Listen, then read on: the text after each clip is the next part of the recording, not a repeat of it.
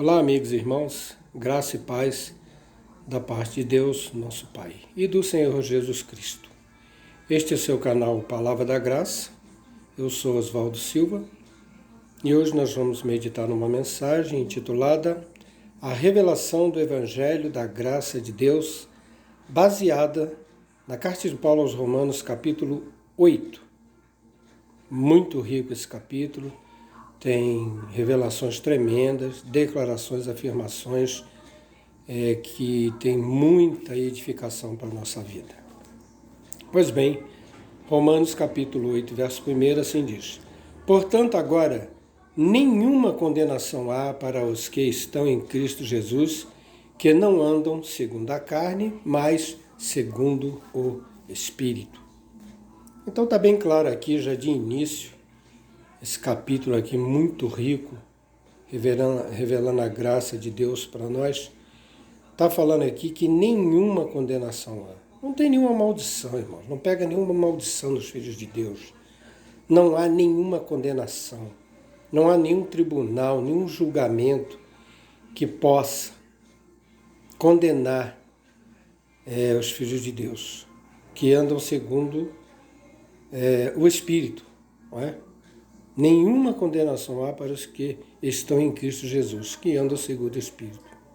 Claro, se está em Jesus Cristo, claro que anda dirigido pelo Espírito, como nós vamos ver em outros versículos desse riquíssimo capítulo aí. Então não tem, irmãos, esse negócio de... E aí esse erro, não é? O erro que essas igrejas aí ensinam, que a pessoa perde a salvação, que você tem que estar ligado no corpo, como se isso aí fosse obra do homem, como se fosse algum pastor que fizesse você ser membro do corpo de Cristo, como se fosse alguma igreja que tivesse o poder de fazer com que você se torne membro da igreja, do corpo de Cristo, cuja cabeça é o próprio Cristo, nosso Senhor e Salvador eterno. Então, esse versículo aqui já de início, Paulo começa muito bem esse capítulo: nenhuma condenação há para os que estão em Cristo Jesus. Muito bem. E no verso 2, porque a lei do Espírito de vida em Cristo Jesus me livrou da lei do pecado e da morte. Então estamos livres do pecado, estamos livres da morte, vivemos eternamente, porque Jesus conquistou esta bênção para nós e derramou a graça nas nossas vidas. Pecado, quando a gente fala que não tem mais pecado, a pessoa que frequenta uma igreja, ele dá um nó na cabeça dele, ele não entende isso. Ele pensa logo, que nós então não fazemos mais nada de errado porque não existe pecado. Não é? Porque João Batista falou de Jesus: eis o Cordeiro de Deus que tira o pecado do mundo. Aí vem a pergunta: Jesus tirou o pecado ou não tirou? Tirou. Não temos mais pecados. A tal ponto que Paulo, em todas as suas cartas, né, ele se dirige aos irmãos das mais várias cidades que ele escreveu suas cartas, ensinando os irmãos, edificando-os na graça de Deus. Ele se dirige aos irmãos chamando-os de santos. A igreja, aos santos que estão em Corinto, aos santos que estão em Éfeso, aos santos que estão em Roma. Então, por quê? Porque não temos mais pecados. Somos pecadores ou somos santos? Aqueles que são da graça de Deus são santos, separados para o Senhor e vivem em santidade. Não temos mais pecados, porque Jesus lavou os pecados da nossa vida de uma vez por todas. Isso não quer dizer que nós não cometemos mais erros, mas os erros que cometemos agora, as falhas que cometemos, são as obras da carne. Não pode ser atribuído mais pecado para a nossa vida. Porque o versículo 1 já disse: nenhuma condenação há. Então não podemos mais ser acusados de sermos pecadores. Como as igrejas evangélicas fazem. Você vai em qualquer igreja, ele vai dizer, o pastor vai dizer que você é um pecador, você precisa aceitar Jesus, que você precisa ir lá na frente, o pastor precisa orar, botar a mão na sua cabeça, ungir com óleo, como se fosse o pastor que fizesse a obra que o Espírito Santo faz. Não é? Como se o pastor estivesse representando Jesus. Não, Cristo vive em nós. Cristo habita em todo o eleito. Não é? em todo aquele que está em Cristo Jesus, que é predestinado. Muito bem, então o versículo 3 diz: porquanto o que era impossível a lei, visto que estava enferma pela carne, Deus, enviando o seu Filho em semelhança da carne, do pecado, pelo pecado condenou o pecado na carne, para que a justiça da lei se cumprisse em nós, que não andamos segundo a carne, mas segundo o Espírito. Os filhos de Deus andam segundo o Espírito, não segundo a carne. Porque os que são segundo a carne inclinam-se para as coisas da carne, mas os que são segundo o Espírito, para as coisas do Espírito. Me parece que foi no capítulo 3 do livro de João, Jesus conversando com Nicodemos, ele falou isso. Ele falou que é nascido da carne é carne, o que é nascido do Espírito é Espírito.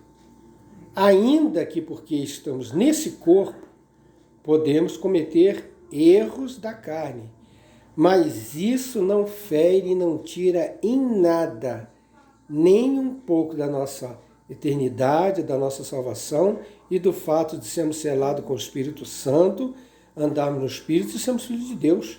Como as igrejas ensinam que você pode perder a tua salvação. Como é que eu vou perder a salvação se eu nunca encontrei ela? A salvação foi derramada sobre a minha vida. Jesus nos predestinou. Está na carta aos Efésios, capítulo 2. A salvação é dom de Deus. Não vem de vós, não vem de obra, para que ninguém se glorie.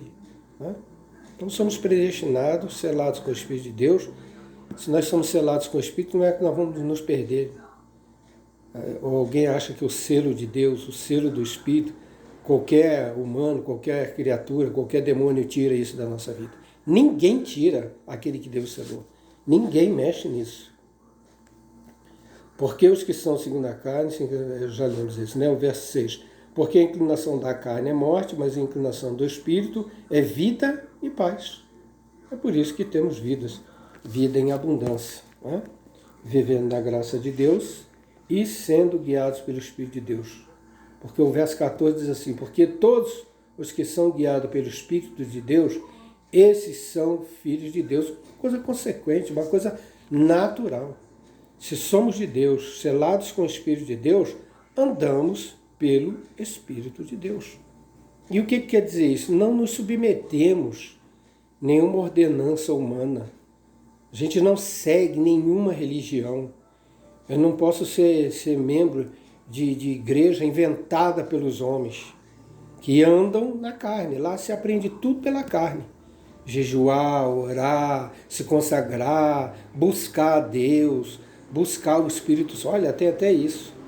Tem igreja aí, você passa aí, quarta-feira, busca do Espírito Santo. Meu Pai do céu, se nós somos selados no Espírito, nós vamos buscar o Espírito Santo porque o Espírito de Deus habita em nós. Paulo faz uma interrogação para os Coríntios, capítulo 6 da primeira carta de Paulo aos Coríntios, ele fala: não sabeis que vós o templo do Espírito, que o Espírito de Deus habita em vós? Não é? Então, irmãos, como é que nós vamos buscar o Espírito? Ele habita em nós somos guiados pelo Espírito. E diz o versículo 15 ainda: porque não recebeste o espírito de escravidão para outra vez estades em temor, mas recebeste o Espírito de adoção de filhos, pelo qual clamamos, Abba, Pai. Abba quer dizer pai, né? Ele já fala a palavra e já dá a tradução. Abba é uma palavra aramaica que quer dizer pai. Abba, Pai. Então Deus é nosso Pai, somos filhos de Deus, aí está. Né? Recebemos esse Espírito de adoção. Fomos adotados para a família de Deus por Jesus Cristo, nosso Senhor. Então, irmão, ninguém mexe nisso. Como é que as pessoas falam: não, mas você, aí a igreja, você vai numa igreja e fala: não, você precisa vir aqui para aceitar Jesus. Vem aqui na frente aceitar Jesus para você ser salvo. Se eu sou filho de Deus, se Deus me escolheu, me selou com o Espírito, então como é que é isso? Quer dizer, isso é ensino da carne, isso é religião humana. Coisas que as religiões inventam, os homens inventam. A tal da teologia pastoral, né, que criou todas essas coisas aí. O versículo 28, ó, e sabemos que todas as coisas contribuem juntamente para o bem daqueles que amam a Deus, daqueles que são chamados segundo o seu propósito. Então, irmãos, aqui fala todas as coisas. Todas, quando fala todas, todas as coisas contribuem para o bem daqueles que amam a Deus. Os filhos de Deus são filhos amados e amam o seu Pai, amam o seu Deus. E andamos por fé, não por vista. Nesse mundo, na nossa caminhada nessa terra, nós vamos encontrar bastante coisas, experiências desagradáveis, né? Nos defrontamos com perda de entes queridos, amigos, perda de materiais, temos desafios financeiros, né? Dificuldade, enfermidades da nossa carne, do nosso corpo, muita coisa, muita conflitos, né? Porque as pessoas têm conflitos umas com as outras, povos, nações, mas cremos, porque esta palavra está declarando para a nossa vida. Todas as coisas contribuem para o bem daqueles que amam a Deus. E se a palavra está dizendo isso, então não temos nada que dizer em contrário. Versículo 31. Que diremos, pois, a estas coisas? Se Deus é por nós, quem será contra nós? Que coisa tremenda, meus irmãos. Coisa linda demais, gente. Se Deus está do nosso lado, se Deus é nosso Pai, não temos inimigo, não corremos risco nenhum. Ninguém pode nos ameaçar, não é? Porque Deus é por nós. Até as igrejas cantam, tem um hino até bonito, né? Sim, Deus é por nós, quem nos vencerá? Cantam, depois acontece uma tragédia. Ai, Jesus, ai, misericórdia, fica apavorado, já quer ir para cá, já quer, não é? Se desesperar. Não podemos, irmão, não podemos. Por isso que, tranquilos assim, nós precisamos meditar na graça de Deus, essa graça que foi revelada a Paulo para pegar para os gentios. É por isso que o verdadeiro evangelho que nós acreditamos e devemos seguir são as cartas de Paulo. Ele fala isso claramente na carta aos Gálatas, capítulo 2. Ele diz que o evangelho da circuncisão foi entregue a Pedro, para pregar para os judeus. E o evangelho da incircuncisão foi revelado a ele para pregar para os gentios. Então ele recebeu por revelação. Os apóstolos todos escreveram o Novo Testamento por inspiração. E Paulo recebe a revelação do evangelho da graça de Deus. E por isso que nós temos que prestar atenção nas cartas de Paulo. Não é Mateus, Marcos, Lucas e João. Por quê? Porque aqueles livros, a lei estava em vigor. Jesus veio debaixo da lei, nasceu debaixo da lei, ele circuncidou o 8º dia, né? Então ele veio para remir, salvar o seu povo dos pecados dele. Quem é o povo? O povo judeu. Qual povo? Judeu, o povo judeu. Ele veio para os judeus. Veio para o seu, tanto é que ele não saiu ali da Palestina, ele não saiu de Israel. Mais longe que ele foi lá nas partes de Tiro e Sidom, né? Lá perto da Galiléia, o norte de Israel.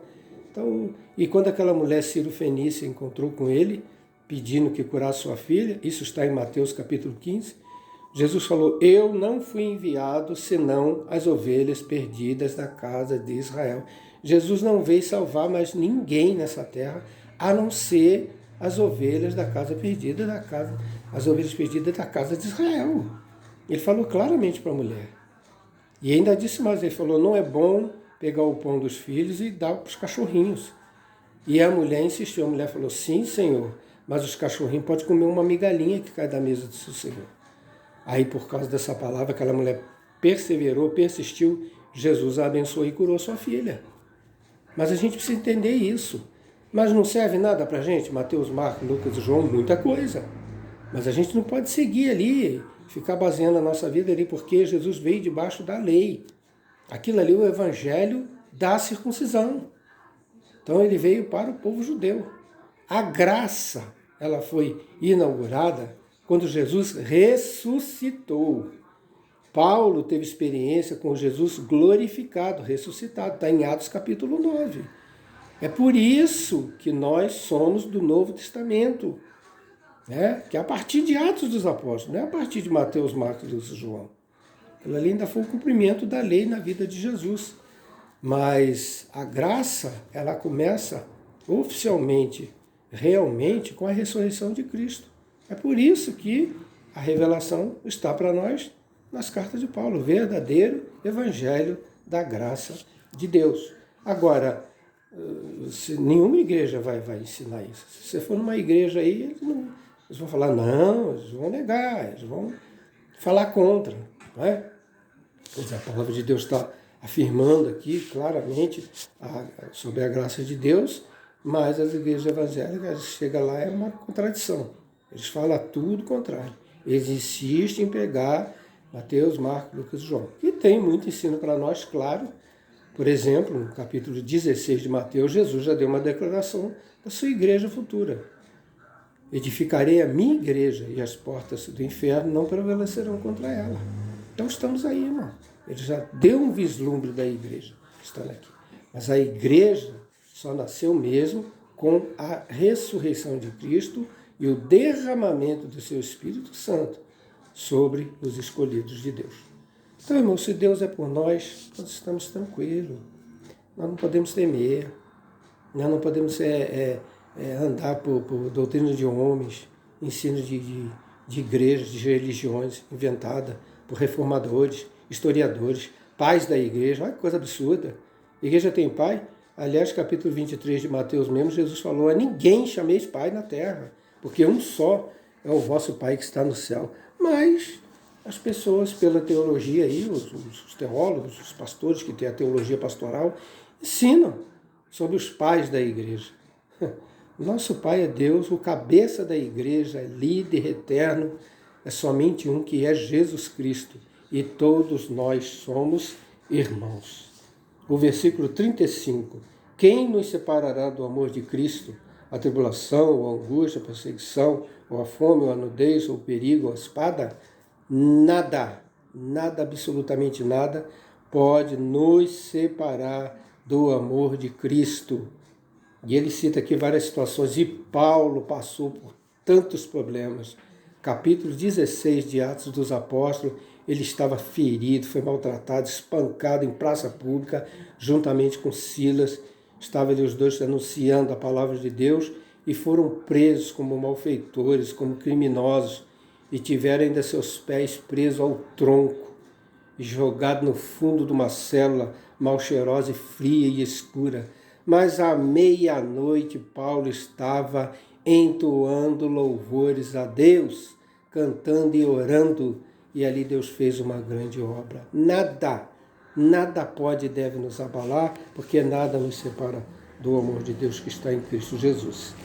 No versículo 38, porque estou certo de que nem a morte, nem a vida, nem os anjos, nem os principados, nem as potestades, nem o presente, nem o porvir, nem a altura, nem a profundidade, nem alguma outra criatura nos poderá separar do amor de Deus que está em Cristo Jesus, nosso Senhor. Ele fecha com chave de ouro, mas essa carta aos Romanos ela é muito rica, e em outra ocasião nós podemos meditar em outros capítulos, capítulo 9, capítulo 7, ela é muito rica, tem muito ensino para nós, e é por esse evangelho da graça que nós temos que andar. Né? Porque quando Paulo escreve suas cartas às igrejas, ele não escreve a igrejas denominacionais, não existia isso. E não era para existir nunca. Porque a igreja de Cristo, olha só, recordando o que Jesus falou, edificarei a minha igreja, ponto final. Ele falou a minha igreja.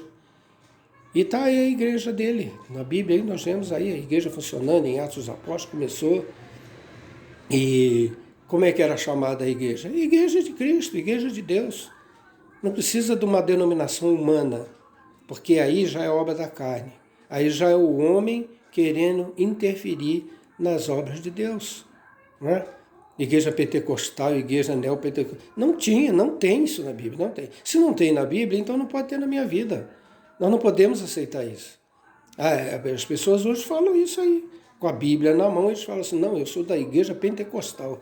Mas o que é isso, igreja pentecostal? Não tem essa igreja na Bíblia. Onde é que está na Bíblia a igreja pentecostal? Não tem, não existe.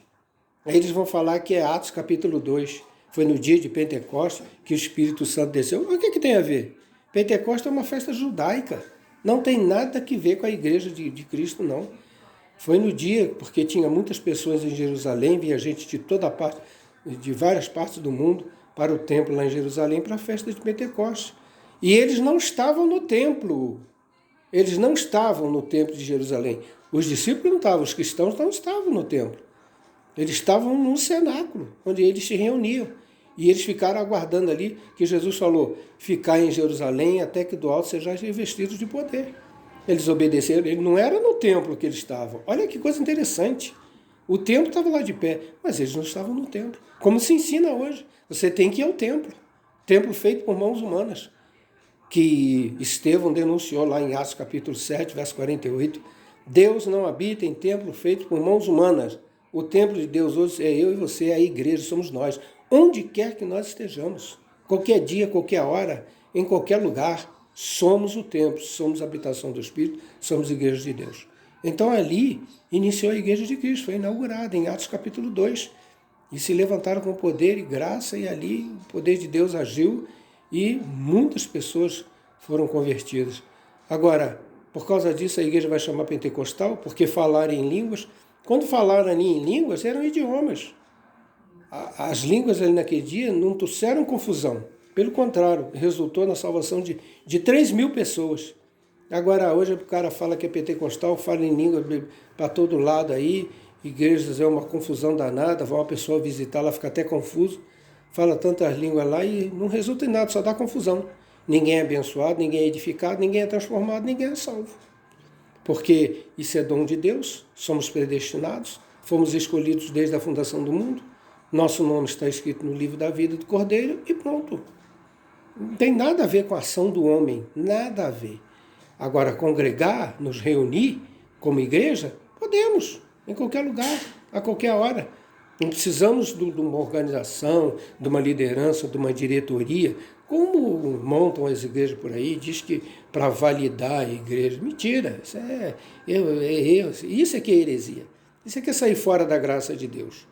Porque os filhos de Deus se reúnem, a igreja de Deus se reúne e pronto. Claro que aquele que tem um pouco mais de entendimento, tem um pouco mais de experiência, vai explicar para os irmãos. Mas isso não dá nenhuma proeminência para ele, não. Ele é um irmão como qualquer outro. Como eu, sou um irmão em Cristo. Só que nós paramos aqui para meditar nas coisas de Deus, esclarecendo, estendendo a nossa mão para ter comunhão com os filhos de Deus e abrir os olhos do povo de Deus para sair fora aí dessas religiões, desses templos aí que não tem nada a ver com as coisas de Deus. Outro dia eu estava ouvindo esse ensino aí, terrível, esse ensino aí, caótico, sobre dízimo. Agora é a hora do dízimo, irmão. Vamos trazer todos os dízimos da casa do tesouro. Mas, meus irmãos, como é que uma pessoa vai falar isso numa igreja evangélica? Porque a casa do tesouro era o templo de Jerusalém, que veio abaixo, foi destruído no ano 70 da era cristã e acabou. E a partir desde então não tem mais templo. O templo agora somos nós, a habitação do Espírito somos nós. Nós não podemos ir em nenhum lugar e falar que lá é igreja, que lá é templo de Deus, porque o templo de Deus somos nós. E Atos dos Apóstolos diz que não, Deus não habita em templos feitos por mãos humanas. Nós vamos repetir isso até o fim da nossa vida.